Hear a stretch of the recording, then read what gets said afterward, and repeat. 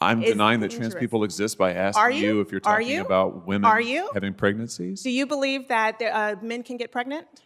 No, I don't think women can get So pregnant. you are denying that trans people exist? And that leads to violence? Is this how you run your classroom? Are students allowed to question you? Absolutely. Or are they also treated like this, where No, they're told that they're opening up people to violence? We have a good time in my class. You should join. Oh, I bet. You might learn a lot. Wow, I would learn a lot. I've learned a lot just in this exchange. Absolutely. Extraordinary. Do you support making it legal to abort an unborn baby for any reason, up to the moment before birth? Senator, let's have that intellectual discussion that you want. We could start if you'd answer my question. I can't go to my next question until you answer that question. I want you to be able to go to your second and your third questions. I do. Would you repeat the question for me? Yeah, you seem to have a problem paying attention to the questions being asked of you today. I'll repeat it for you again. Do you think that it's okay that these entities that are blacklisting companies, all of the companies on the list that are blacklisted, are conservative outlets? Do I think that it is okay for a company, for a nonprofit organization to develop tools that offer rankings, in other words, offer speech of criticism, critical speech about certain businesses? Yes, I think that's okay because that is protected First Amendment activity. So you think it's okay for the federal government to be using our tax dollars to basically, through a proxy, blacklist one side of the aisle? You think that's okay? I do not, because that is not what is happening. Really? How so? Yes. Then why are all the companies on the list, the blacklist, conservative groups? I think that's something that conservatives would need to answer. Why do you think that Chicago has become America's largest outdoor shooting range? Do you think it's because of Chicago citizens who have no criminal record, but who have lawfully a gun in their home for protection or perhaps for hunting? Or do you think it's because of a finite group of criminals who have rap sheets as long as King Kong's arm? So Mississippi, Louisiana, and Missouri actually have higher firearm death rates. Obviously, there's certain... What about Chicago?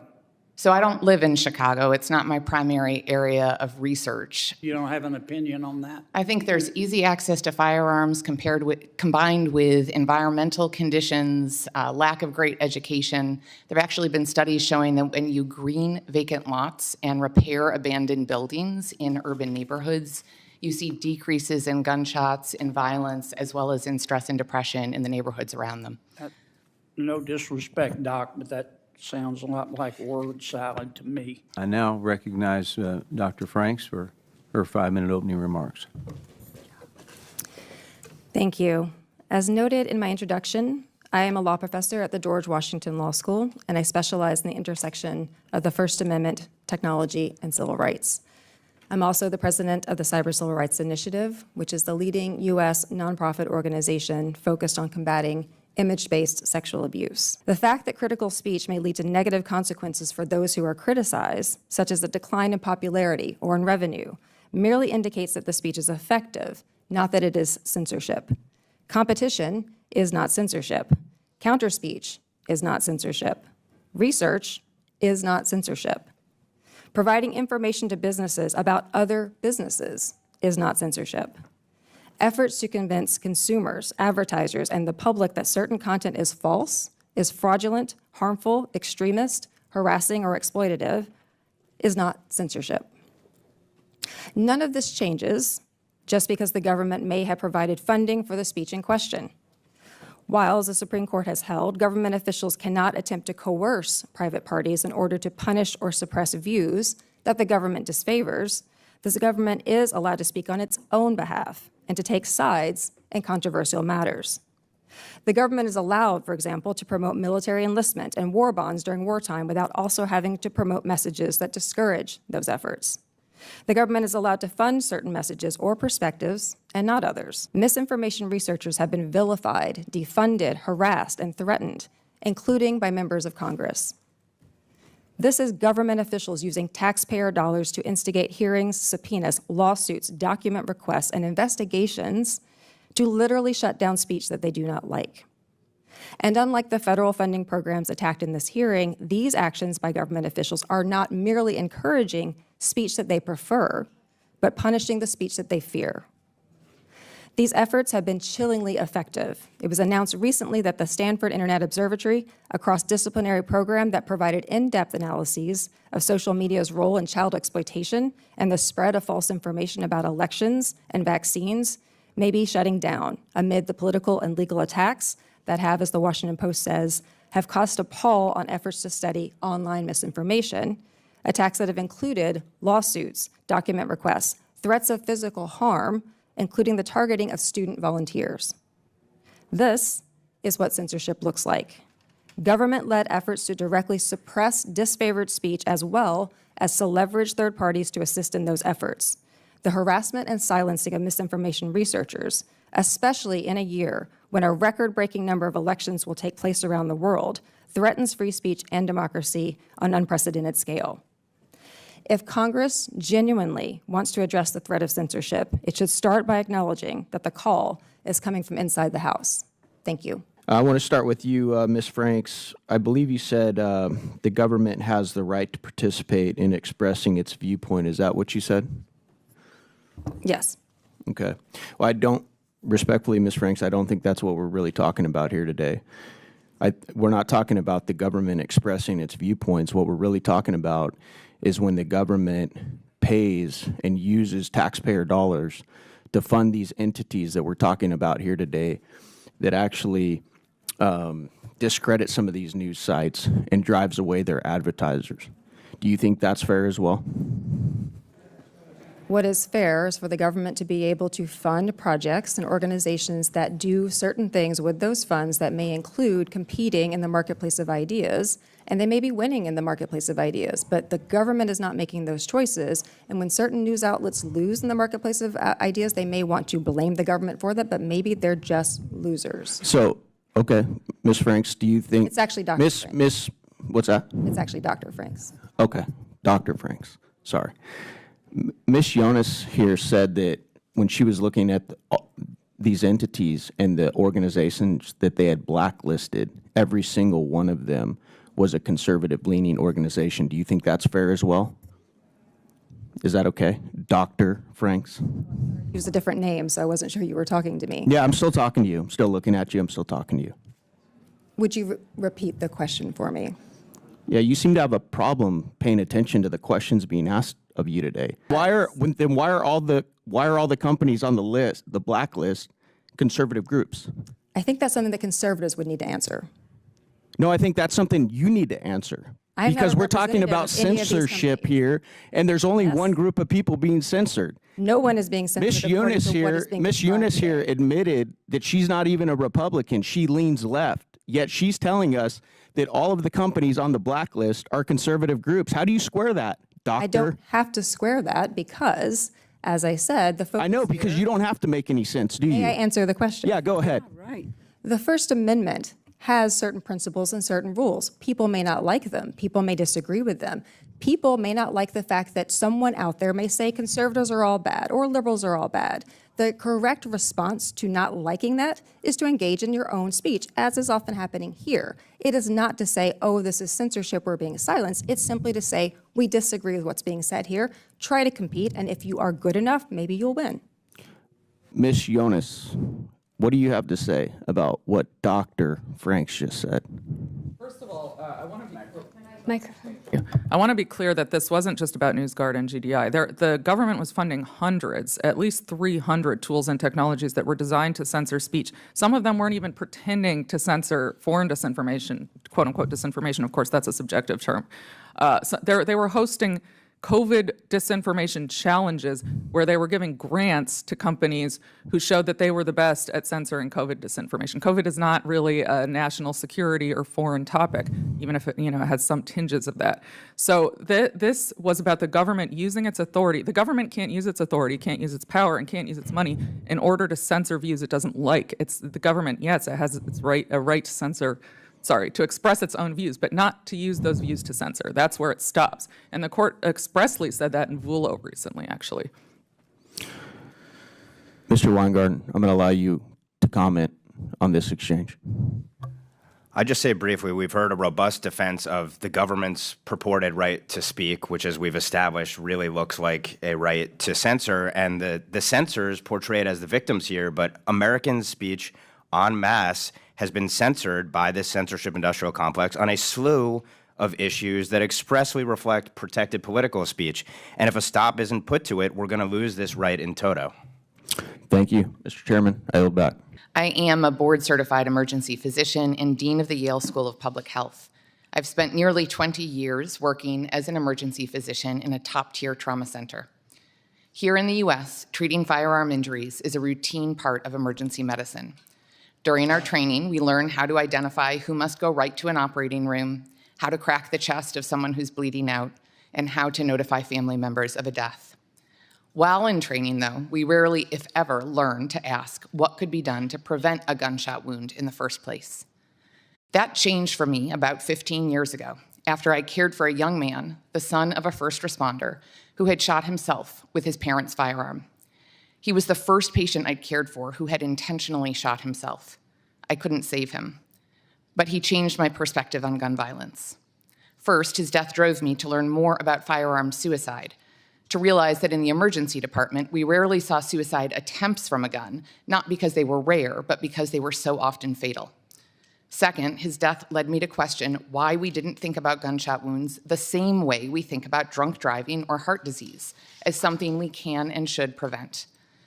Most disturbingly, I noticed the difference in how my colleagues responded to this suicide compared to the everyday toll of community gun violence. Since that case, I have treated people for every type of firearm injury, from domestic violence to victims of drive-bys. I've saved some lives, but not all, and have informed countless families of the loss of their loved ones. And it is because I have had a front row seat to our nation's growing firearm injury epidemic that I have worked to define and implement a public health approach to this crisis. To clarify, this is how a public health approach works. First, we gather data on the problem. How common is it and who is affected? Second, we define risk and protective factors. What increases or decreases the chance of someone being hurt or dying? Third, we figure out programs that work to change those patterns, to avert injury, hospitalization, or death. And finally, we scale what works. America's total number of gun deaths is the highest on record, and our rate nears its peak. Firearm deaths have surpassed breast cancer deaths in America. Firearms are now the leading cause of death for American children age 1 through 19. Although mass shootings get the most media attention, 2/3 of firearm deaths are preventable suicides, averaged over the last decade, like that young man I cared for 15 years ago. I have story after story of public health collaborations between gun owners and non-gun owners, hospital workers and community violence interrupters, faith leaders and survivors. We have shown we can reduce the risk of a shooting long before someone picks up a gun with intent to harm. Through your bipartisan commitment to this public health approach, our country can reduce firearm injury and death for all. Let me ask you this. In September of this year, our New Mexico governor issued a public health emergency order, and she suspended the right to bear arms in Albuquerque and the surrounding county. Do you support that? I do not. What I do support is the work that New Mexico has done with... Do you support that? No. You don't? Okay. Let's see.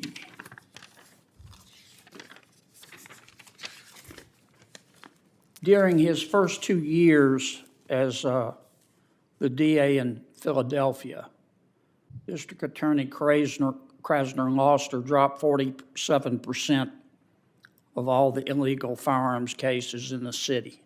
Do you agree with that? I'm not a lawyer. I'm a physician and a public health professional. I can say that New Mexico has done amazing work in trying to address the suicide and partner violence. I'm asking about Philadelphia. I don't have an opinion. The DA dropped 47% of all the illegal firearms cases. Did he do the right thing there? I don't have an opinion. However, I will say that just as with fentanyl, the spread of illicit substances... I'm sorry to cut you off, but I'm running out of time. Understood. The LA District Attorney George Gascon said that he would not prosecute any sentencing enhancements for guns or gang-related activity. Do you think he did the right thing? Again, I am neither a lawyer nor a prosecutor. You don't have an opinion on that? I honestly don't know enough about it to have an opinion. You don't think gangs should be prosecuted for having illegal guns?